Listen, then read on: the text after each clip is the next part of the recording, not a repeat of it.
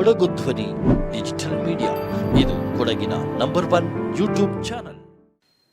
ಎಲ್ಲ ಬೆಳೆ ಕೊಯ್ಲು ಮುಗ್ದಿದ್ರು ಸಮೇತ ಯಾವುದೇ ಒಂದು ಬೆಳೆ ಈ ವರ್ಷ ರೈತರಿಗೆ ಲಾಭದಾಯಕ, ಎಲ್ಲಿ 10 ಕ್ವಿಂಟಾಲು 20 ಕ್ವಿಂಟಾಲು ಅಲ್ಲ ಕುಯ್ಯುವಂಥವ್ರು 2 ಕ್ವಿಂಟಾಲ್ 3 ಕ್ವಿಂಟಾಲ್ ಕುಯ್ಯುವಂಥದ್ದಾಗಿದೆ. ಅಂದರೆ ಭತ್ತದ ಬೆಳೆ ಏನೋ ಚೆನ್ನಾಗಿ ಬರ್ತಾ ಇದೆ ಅಂತ ಹೇಳುವಂಥದ್ದು ಎಲ್ಲರ ಒಂದು ಗಮನದಲ್ಲಿತ್ತು. ಆದರೆ ಎಲ್ರಿಗೂ ನಮಸ್ಕಾರ. ನಾನು ಮನು ಸೋಮಯ್ಯ, ಕರ್ನಾಟಕ ರಾಜ್ಯ ರೈತ ಸಂಘದ ಕೊಡಗು ಜಿಲ್ಲಾ ಅಧ್ಯಕ್ಷರು. ನಮ್ಮೊಂದಿಗೆ ಪ್ರಧಾನ ಕಾರ್ಯದರ್ಶಿಗಳಾಗಿರುವ ಚಟ್ರುಮಡ ಸುಜಯ್ ಬೋಪಯ್ಯನವರಿದ್ದಾರೆ. ಹಾಗೆಯೇ ನಮ್ಮ ಬಾಳಲೆ ಹೋಬಳಿಯ ಅಧ್ಯಕ್ಷರಾಗಿರುವಂಥ ಮೇಷ್ಚಂಡ ಕಿಸಾಮಾಚೆನವರಿದ್ದಾರೆ. ಹಾಗೆ ನಮ್ಮ ಸಂಚಾಲಕರಾಗಿರುವಂಥ ಪುಚ್ಚಿಮಡ ಸುಭಾಷ್ ಸುಬ್ಬಯ್ಯನವರಿದ್ದಾರೆ. ಹಾಗೆ ನಮ್ಮ ನಲ್ಲೂರು ಭಾಗದ ರೈತ ಮುಖಂಡರಾಗಿರುವ ತೀತ್ರಮಡ ಸುನೀಲ್ ಅವರಿದ್ದಾರೆ. ಇವತ್ತು ಒಂದು ರೈತರ ಗಂಭೀರ ಸಮಸ್ಯೆಯ ಬಗ್ಗೆ ಜಿಲ್ಲಾಡಳಿತವಾಗಲಿ, ರಾಜ್ಯ ಸರ್ಕಾರವಾಗಲಿ, ಅಲ್ಲ ನಮ್ಮ ಈ ಭಾಗದ ಜನಪ್ರತಿನಿಧಿಗಳಾಗಲಿ ಯಾಕೋ ಭಾಳ ಒಂದು ಸೈಲೆಂಟ್ ಆಗಿರುವಂಥ ಒಂದು ವಿಚಾರವನ್ನು ನಾವು ನೋಡ್ತಾ ಇದ್ದೀವಿ. ಏನು ಅಂದರೆ ಬೆಳೆ ನಷ್ಟ ಪರಿಹಾರ. ಕೊಡಗು ಜಿಲ್ಲೆಯಲ್ಲಿ ಈಗಾಗಲೇ ನಮ್ಮ ಕಾಫಿ ಬೆಳೆ ಕೊಯ್ಲು ಮುಗ್ದಿದೆ, ಭತ್ತದ ಕೊಯ್ಲು ಮುಗ್ದಿದೆ, ಅಡಿಕೆ ಬೆಳೆಯ ಕೊಯ್ಲು ಮುಗ್ದಿದೆ, ಹಾಗೆಯೇ ಕಾಳು ಮೆಣಸು ಸಮೇತ ಕೊಯ್ಲು ಮುಗ್ದಿದೆ. ಎಲ್ಲ 5 ತಾಲೂಕಿನ ರೈತರೊಂದಿಗೆ ನಮ್ಮ ಸಮಾಲೋಚನೆ ನಡೆಯುವಂಥ ಸಂದರ್ಭದಲ್ಲಿ, ಯಾವುದೇ ರೈತರ ಸಭೆ ನಡೆದಂಥ ಸಂದರ್ಭದಲ್ಲಿ ಎಲ್ಲರೂ ಈ ವಿಚಾರವಾಗಿ ಬಹಳಷ್ಟು ಧ್ವನಿ ಎತ್ತಿ ಮಾತಾಡಿರುವಂಥದ್ದು ನಮ್ಮ ಸಭೆಗಳಲ್ಲಿ ಎದ್ದು ಕಾಣ್ತಾ ಇದೆ. ಹಾಗೇನೂ ಹಲವು ಅರ್ಜಿಗಳು ಸಮೇತ ರೈತ ಸಂಘಕ್ಕೆ ಇದನ್ನ ಯಾಕೆ ಜಿಲ್ಲಾಡಳಿತನ ಪ್ರಶ್ನೆ ಮಾಡ್ತಾ ಇಲ್ಲ, ಯಾಕೆ ಕೇಂದ್ರ ಸರ್ಕಾರನ ಪ್ರಶ್ನೆ ಮಾಡ್ತಾ ಇಲ್ಲ, ಹಾಗೂ ರಾಜ್ಯ ಸರ್ಕಾರನ ಪ್ರಶ್ನೆ ಮಾಡ್ತಾ ಇಲ್ಲ ಅಂತ ಹೇಳುವಂಥದ್ದು ಹಲವು ಅರ್ಜಿಗಳು ಬಂದಿದೆ. ಎಲ್ಲ ಬೆಳೆ ಕೊಯ್ಲು ಮುಗ್ದಿದ್ರು ಸಮೇತ ಯಾವುದೇ ಒಂದು ಬೆಳೆ ಈ ವರ್ಷ ರೈತರಿಗೆ ಲಾಭದಾಯಕವಾಗಿಯೋ ಅಥವಾ ಬೆಳೆ ನಾವು ಪರವಾಗಿಲ್ಲ ಒಳ್ಳೆ ಬೆಳೆ ಈ ವರ್ಷ ನಾವು ಕುಯ್ದಿದ್ದೀವಿ.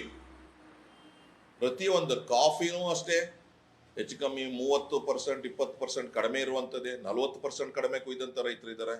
ಅಡಿಕೆ ಬೆಳೆ 60% 70% ಕೊಳೆ ರೋಗ ಬಂದೇ ಹೋಗಿದೆ ಅಂತ ಹೇಳುವಂಥದ್ದು ಸಮೇತ ಎಲ್ಲ ರೈತರ ಜಮೀನಲ್ಲಿ ಅದು ಸಾಕ್ಷಿಯಾಗಿದೆ.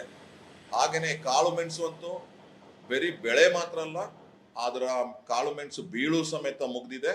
ಇನ್ನೇನು ಮುಂದಿನ ವರ್ಷಕ್ಕೆ ಇನ್ನೇನು ಇಲ್ಲ ಅಂತ ಹೇಳುವಂಥದ್ದು ಆಗಿದೆ. ಎಲ್ಲಿ 10 ಕ್ವಿಂಟಾಲು 20 ಕ್ವಿಂಟಾಲು ಅಲ್ಲ ಕುಯ್ಯುವಂಥವ್ರು 2 ಕ್ವಿಂಟಾಲ್ 3 ಕ್ವಿಂಟಾಲ್ ಕುಯ್ಯುವಂಥದ್ದಾಗಿದೆ. 1 ಕ್ವಿಂಟಾಲ್ ಕುಯ್ಯುವಂಥ ಪರಿಸ್ಥಿತಿ ಸಮೇತ ಬಂದಿದೆ.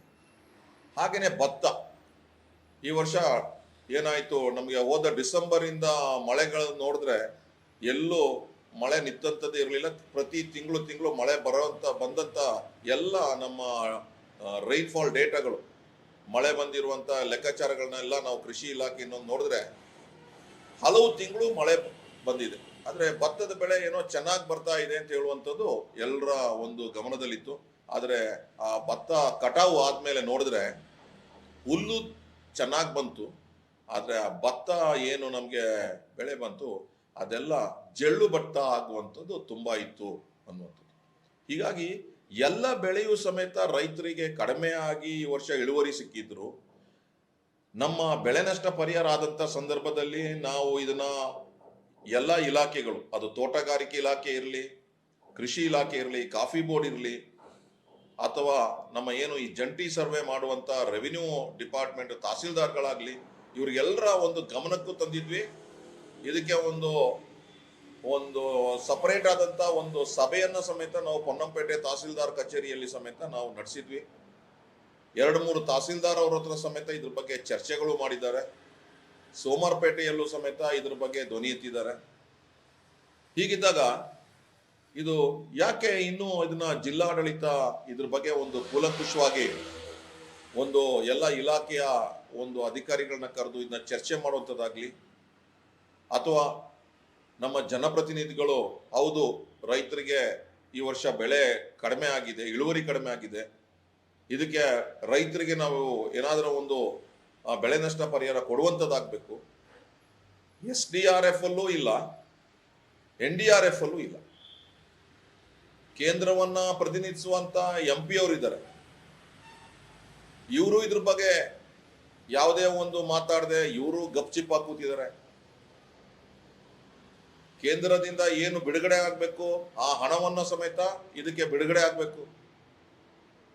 ಇದನ್ನು ಸಮೇತ ಪ್ರಶ್ನೆ ಮಾಡುವಂಥದ್ದು, ಕೇಂದ್ರ ಸರ್ಕಾರವನ್ನ ಪ್ರಶ್ನೆ ಮಾಡುವಂಥದ್ದು ಸಮೇತ ಸಂಸದರ ಭಾಗದಿಂದ ನಡಿಬೇಕು. ಇದನ್ನ ಕೂಡಲೇ ಬಿಡುಗಡೆ ಮಾಡುವಂತ ಪ್ರಯತ್ನ ಸಂಸದರು ಮಾಡಬೇಕು ಅಂತ ಒತ್ತಾಯಪಡಿಸ್ತೀವಿ.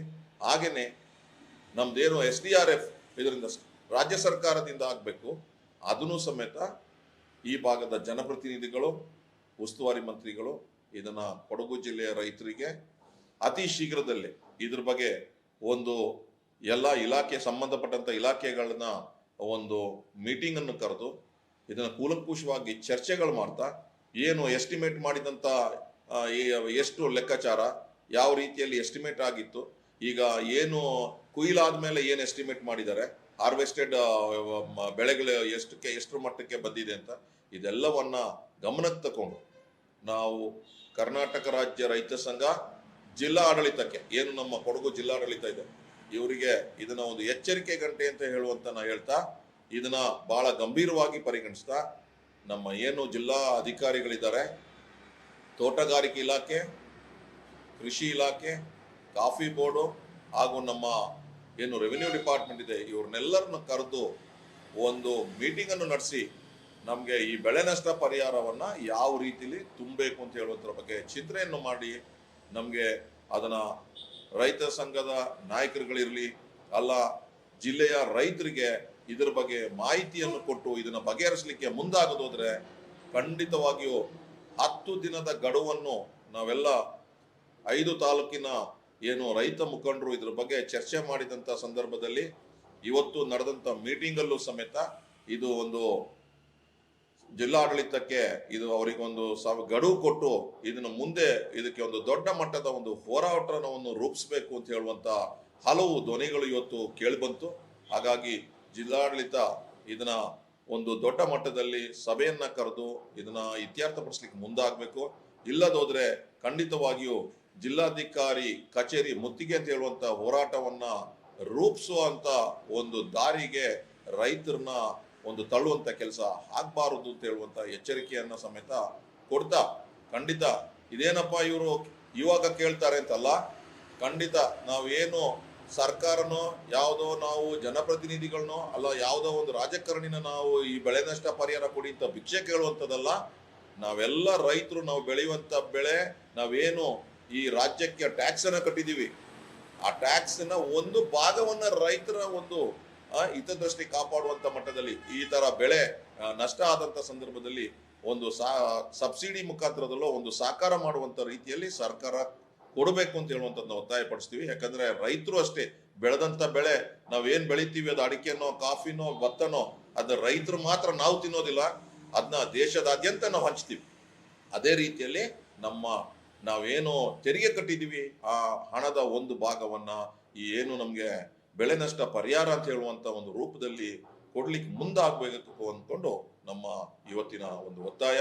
ಇದನ್ನ ನಾವು ಅತಿ ಶೀಘ್ರದಲ್ಲೇ ಇದನ್ನ ಮತ್ತೊಂದು ಸಭೆ ಕರೆದು ಇದಕ್ಕೆ ಹೋರಾಟ ರೂಪಿಸುವಂತ ಒಂದು ಹೆಜ್ಜೆ ಹಾಕ್ಲಿಕ್ಕೆ ಮುಂದಾಗ್ತೀವಿ ಅಂತ ಹೇಳ್ತಾ ನಮ್ದೆರಡು ಮಾತನ್ನು ಮುಗಿಸ್ತೇವೆ.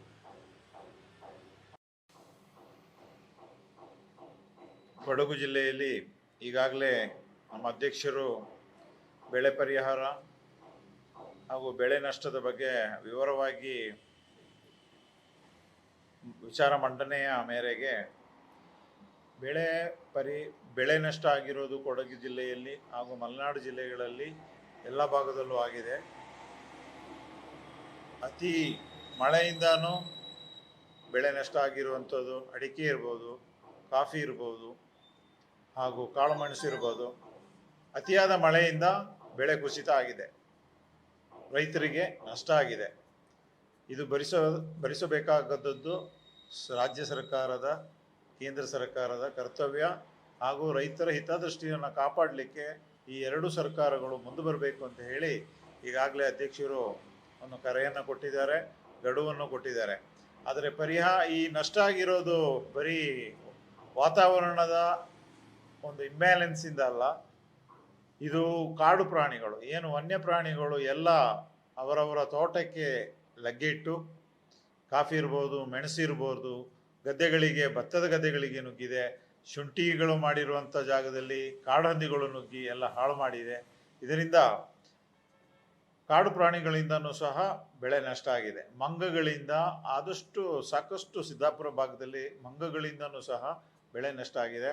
ಸೊ ಇದರಿಂದ ಈ ಬೆಳೆ ನಷ್ಟ ಆದಂಥ ಸಂದರ್ಭದಲ್ಲಿ ಸರ್ಕಾರ ಏನು ನಮಗೆ NDRF ಮತ್ತು SDRF ಮುಖಾಂತರ ಏನು ಪರಿಹಾರವನ್ನು ಭರಿಸಬೇಕೋ ಇಲ್ಲಿವರೆಗೆ ಯಾವುದೇ ಒಂದು ರೂಪಾಯಿನೂ ಯಾರ ಖಾತೆಗೂ ಬಂದಿರುವುದಿಲ್ಲ. ಆದ್ದರಿಂದ ಇನ್ನು ಮುಂದಿನ ದಿನಗಳಲ್ಲಾದರೂ ಈ ಅರಣ್ಯ ಇಲಾಖೆಯವರು ಹಾಗೂ ಜಿಲ್ಲಾಡಳಿತ ಎಚ್ಚೆತ್ತುಕೊಂಡು ರೈತರ ಏನು ನಷ್ಟ ಆಗಿದೆ ಇದಕ್ಕೆ ಪರಿಹಾರವನ್ನು ಕೊಡಲು ಮುಂದಾಗಬೇಕು ಅಂತ ಹೇಳಿ ನಾನು ಹೇಳ ಬಯಸ್ತೇನೆ. ನಮಸ್ಕಾರ.